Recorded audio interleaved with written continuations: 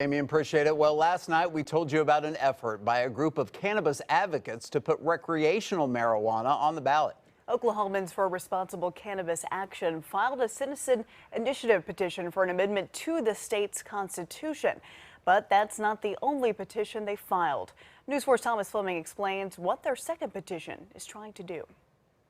Yes, the State Medical Marijuana Authority, or OMA, currently operates under the oversight of the State Department of Health. But the group that filed this petition says that has been a disaster, and the politics and bureaucratic red tape is limiting the authority's ability to do its job.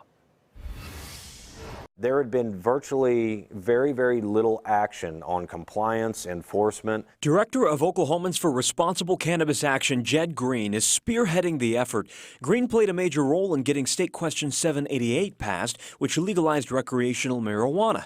He says OMA's current status under the State Department of Health is hurting businesses and consumers. Difficulties that we have seen with OMA being under the OSDH started basically month one. He says a lack of oversight is also encouraging illegal operations. What we see with the explosive growth and a lot of the illegal growth is not because we voted for 788, it's because we had bureaucratic non-function for a 2-year period of time. Green says separating OMA is the only way to improve transparency and their ability to regulate. It allows our community and our industry to work with a singular entity that doesn't have the bureaucratic fat of the Oklahoma State Department of Health attached to it.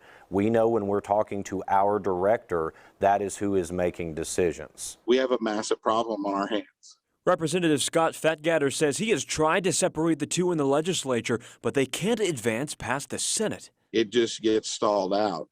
He agrees that the agency is being bogged down by having to answer to multiple groups to make any decision. He said that became clear when he recently took 6 legislators to tour one of the largest marijuana facilities in the state. This facility is 10 minutes from the state capitol. And I asked while we were all there, how many times has OMA been here to inspect your facility? And the answer was 0. OMA's executive director, Adria Berry, couldn't comment on the current petition, but she did say they are increasing staff to keep up with the growing industry. And we are staffing up so that we have enough compliance inspectors on staff to get out and inspect every single licensed business.